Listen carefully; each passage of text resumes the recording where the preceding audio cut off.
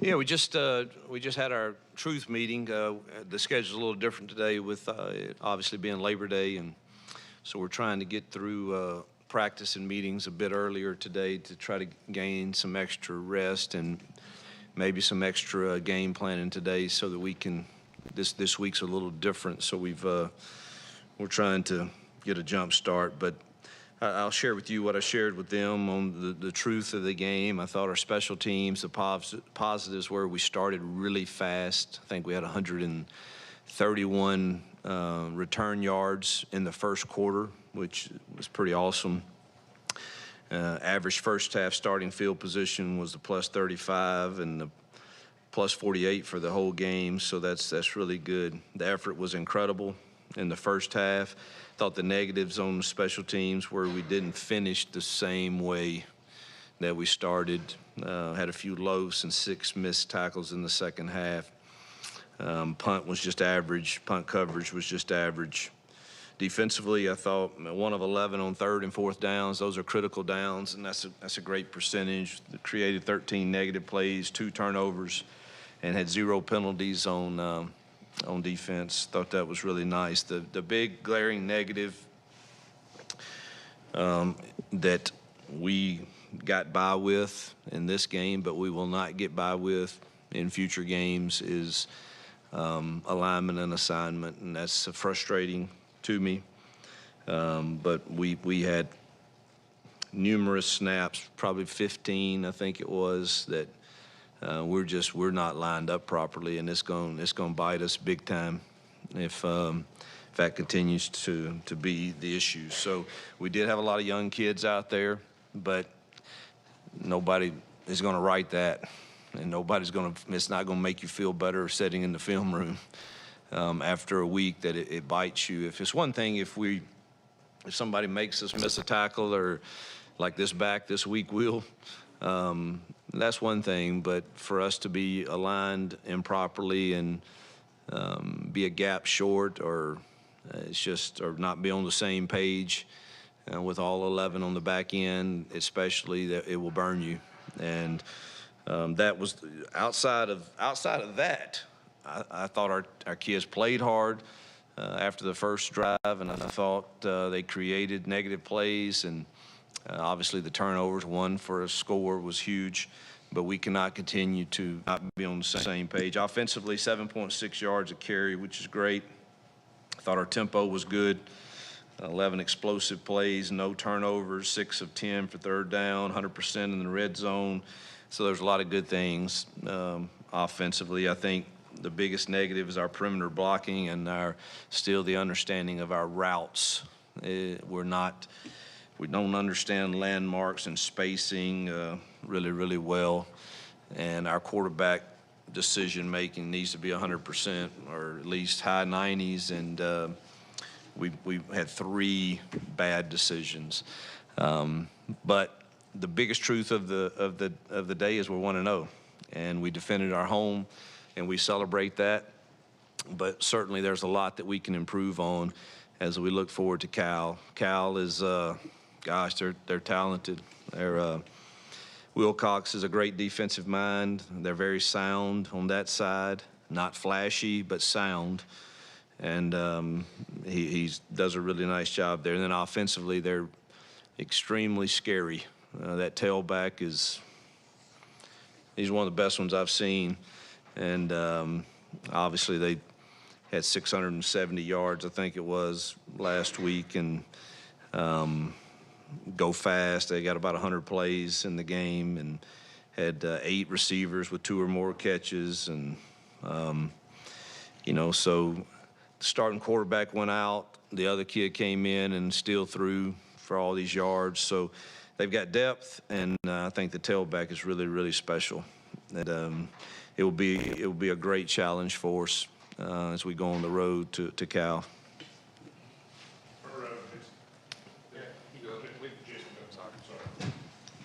Hugh, when you talked about going on the road to Cal, how much of a challenge is that when you go across the country? How much experience have you had in doing that with a team before? The only experience I had was BYU, which we were from the East Coast, so it was a long trip. But You know, I told our team when I taught my lesson for the week this morning with them, and that's one of the challenges I have for me is to embrace it, because I don't like it. I don't like scheduling teams on the West Coast. I just soon play somebody over here on the East Coast, but it was done, and so me complaining or not embracing it is not the proper response. And so I haven't, the only one I've done is BYU. It was a challenge, and this one is even further and another time zone. I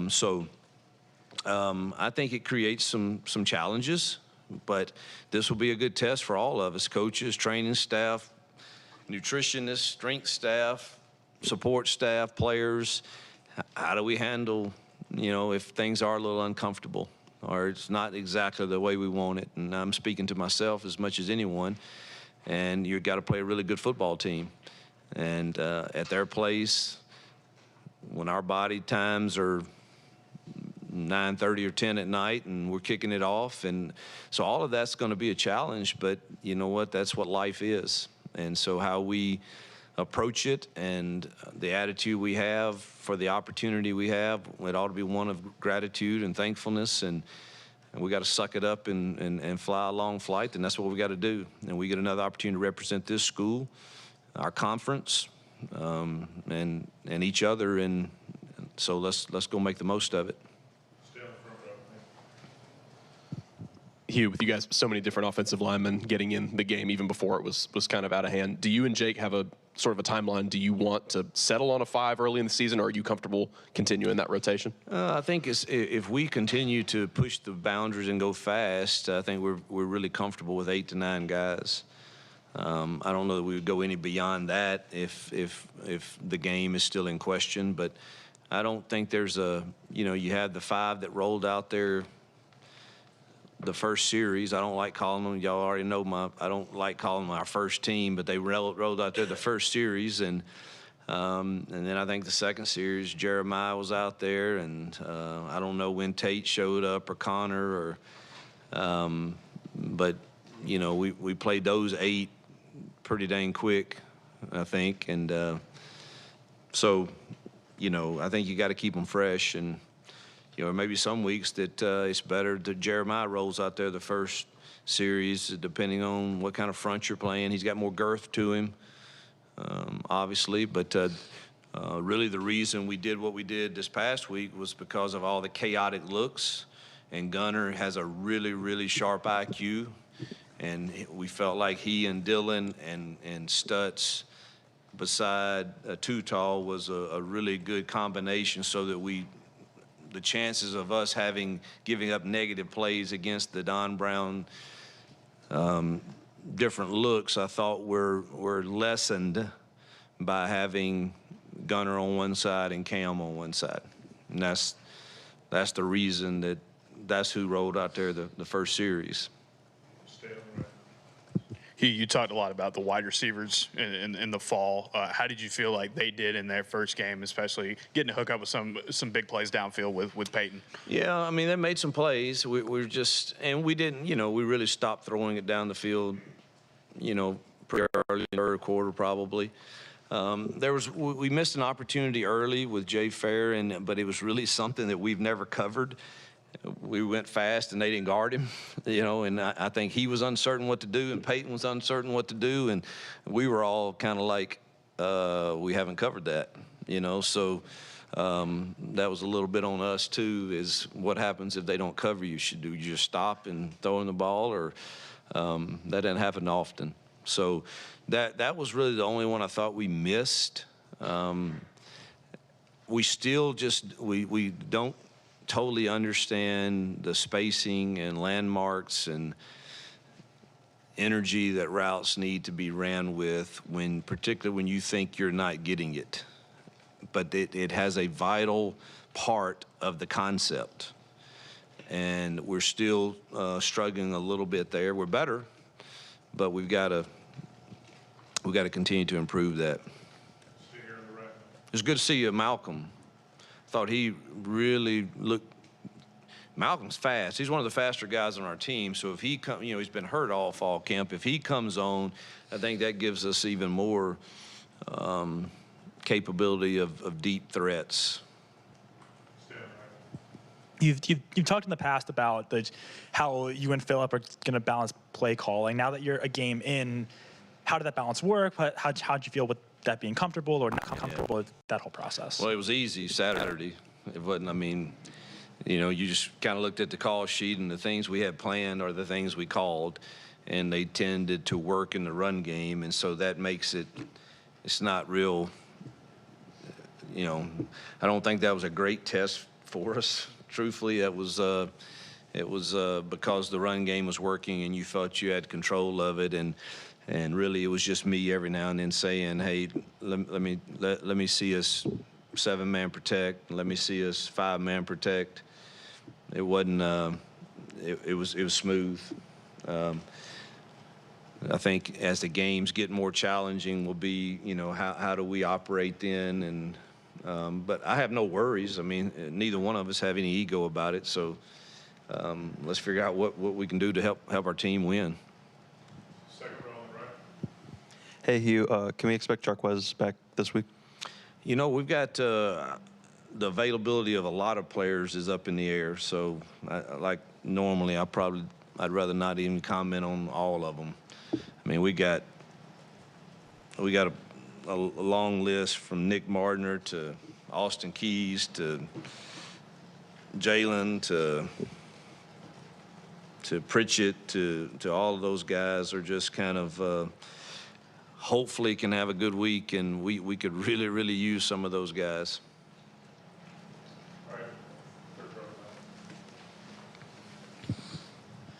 Coach, how does it feel to finally get through week one for you, your coaching staff, the team as a whole? You get through the stresses of the very first game of the season. Now you obviously have to take a tough road trip. But what's the feeling around your team and your program now that you finally get through that first week? We 1-0, but it's in the trash and over with, and that's kind of the way you approach this profession. I did think a compliment to our coaches, strength staff. I thought, our kids, now they didn't probably have to strain for 4 quarters like they will in future games, but I thought for our first game, we were really clean. There weren't any, we had 0 penalties of not 0, let me clarify, 0 penalties of like pre-snap. We had none of those. I mean, we had a couple holding calls and then the kick out of bounds, but I mean, when you play the first game, you only have that few of penalties. I just thought we were prepared, and so compliment our coaches on that. And good to have it behind us. Good to I said in the post game, our fans are incredible. Our student section is incredible. Our band, cheerleaders, everybody. The Tiger Walk was awesome. Being with family was great. But one's over. It's 1-0, and now we got a tough test on the road.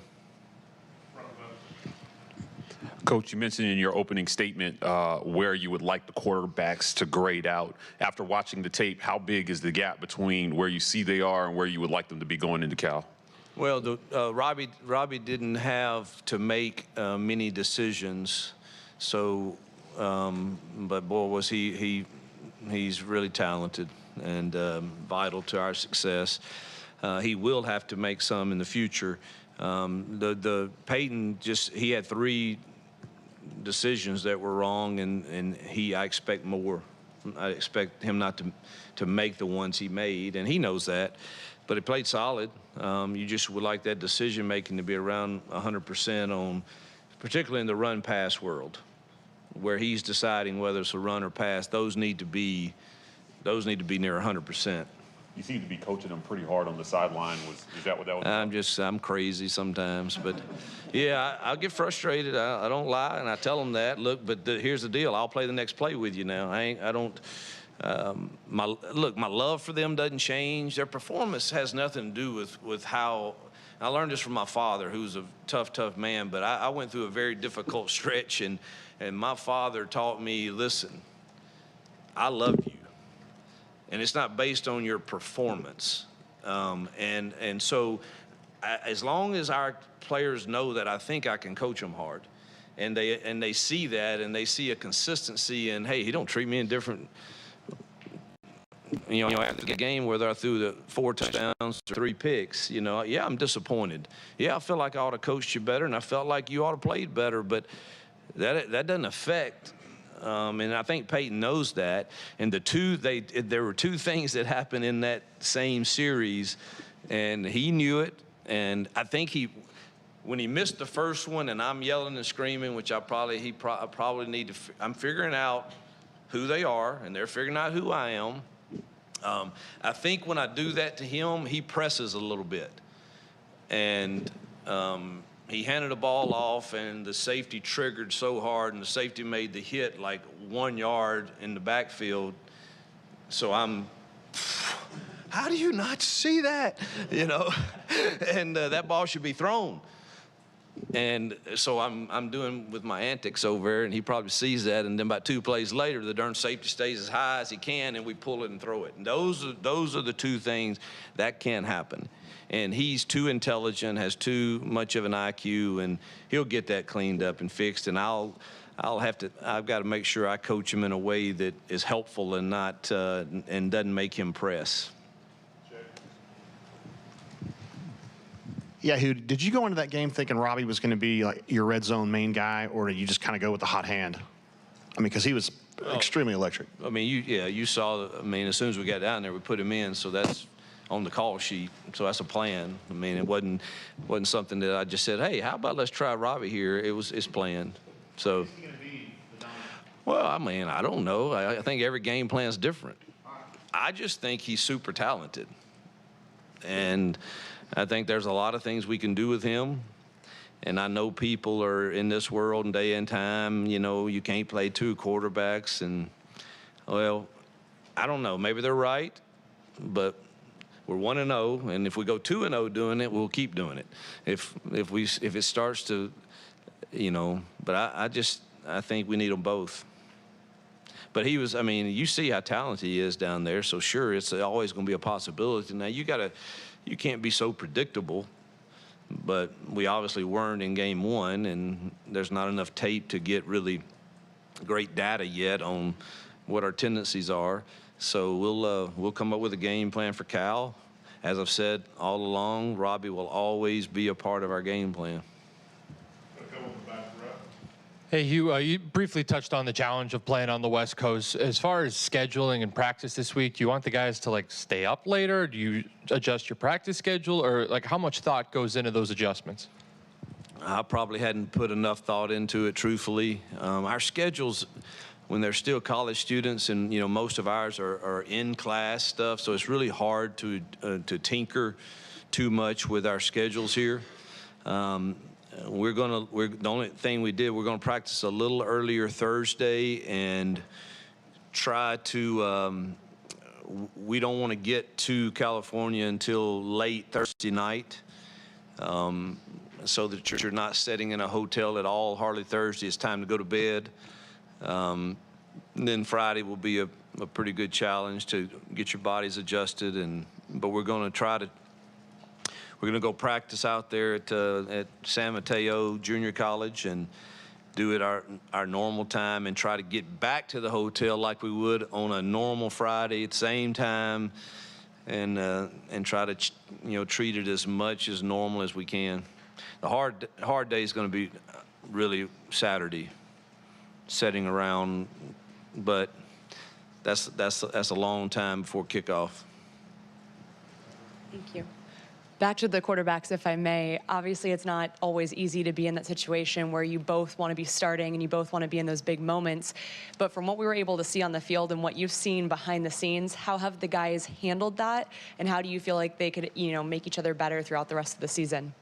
I'm glad you mentioned that, actually, because they're either doing a really good job of faking it, or they're getting along pretty well and are buying into, how do we help the team win? And I hope that's the case. I believe it is. I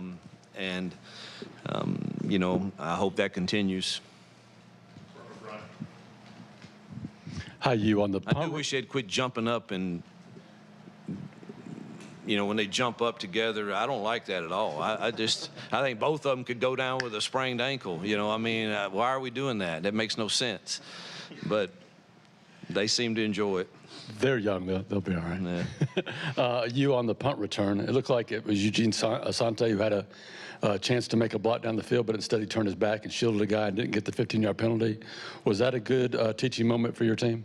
Well, we work hard on it, and there was 2 of them actually on that play, and then another one where on Sean Jackson's run, Caleb did similar thing, really busted it to get there and kind of high screened the guy right at the end. So I think our staff's done a good job of stressing we need to be penalty. We need to win.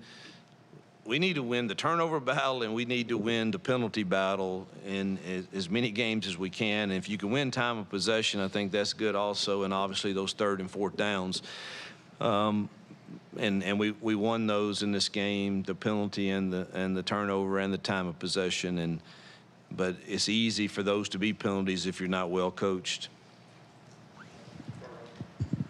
Coach, talk about Jay Fair in the passing game. He earned some hype this offseason, and I think he got the most targets this game. Can you talk about his play and what he did well and what you'd like him to improve on? Yeah, I think Jay and VAR have been the most consistent and solid guys, and I think our outside guys are coming on.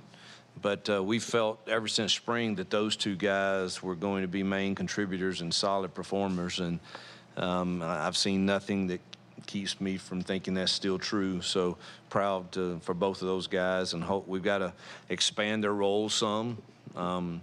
We didn't show a whole lot in the passing game Saturday, truthfully, and hopefully they have more targets coming. After looking at the tape, how did the defensive front do? Again, we have our alignment issues, which truthfully that's not on them because that communication comes from the back. We still just don't get off blocks great, and we just got to try to keep improving that. I thought they played hard and thought they most of the time were assignment sound in the right gap, but man, we got to play with our hands and rip off blocks, and we still don't do that quite well enough for me. You talk about getting away with things in games like Saturday, and a lot of SEC teams had similar games to what you had. How do you keep that from becoming an issue? How do you teach it, hey, this is fixing to be really different? Well, I mean, this is great. I think the best teaching can happen after a win because you can be hard on them and hard on your coaches. And our coaches meeting, truthfully, yesterday wasn't real pleasant. And it wasn't demeaning but it was, guys, here's the facts. This is reality. This is who we are right now. And thank God we get to celebrate being 1-0 and 1 in Jordan-Hare, and we won't take that lightly, and that's awesome. However, this is what I see. And if that continues, we won't be celebrating a whole lot. I've said I don't know how great we can be this year. I don't. But we ought to be able to line up right and play hard. And that's what we've got to get fixed. I thought our kids played hard. And I thought it was a clean game. And I thought, but you can't line up wrong 15 times. You mentioned Cal's tailback in your opening statement. Just what about him and the way they use him it makes him a special player? Just hand it to him. They don't have to. I mean, it ain't like they have to create some special deal. Just run inside zone or outside zone or counter with him. And if it's semi-blocked well, he's a handful. He's big. He's strong. He's fast. He's got great vision. He is really, really talented. Hugh, on the other side of the ball, you talked about how good of a defensive coach Wilcox is. You mentioned last week, of course, the complexities of Don Brown. What are some of the things that make a Wilcox defense difficult to solve in a game? It's just truthfully not that. I mean, I don't mean this. This is not like last week. We can see everything.